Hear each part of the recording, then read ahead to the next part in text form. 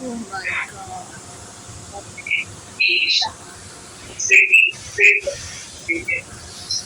No, he is very merciful. Have you done any nonsense in life? No, really. I do all nonsense all the time.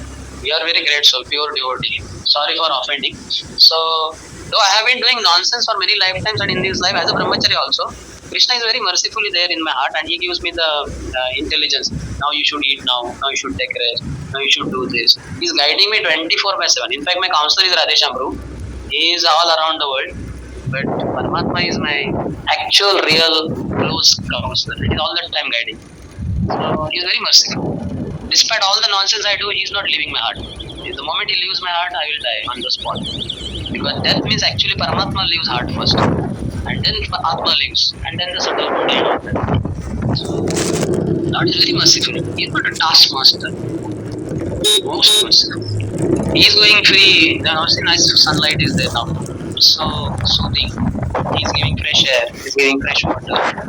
He is now we are able to breathe all throughout this class 1 2 hours. We have been breathing. Imagine with the class starting, breathing stop.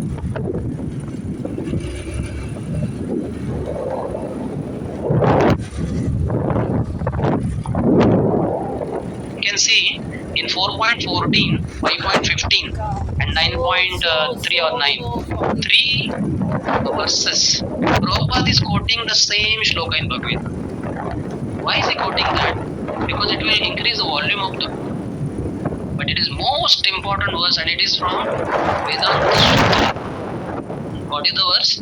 Vaishamye nirgunne sapekshatvat yatha hi darshati. Vaishamya, don't see vishamta, unfairness in the world. And nirgunne, don't label him as cruel. Krishna is most merciful, Krishna bodo mein, and Krishna is fair. What we say Krishna is unfair. This is what happened in my life. Krishna is unfair. And he is very cruel. How can this happen in my life? A relative died.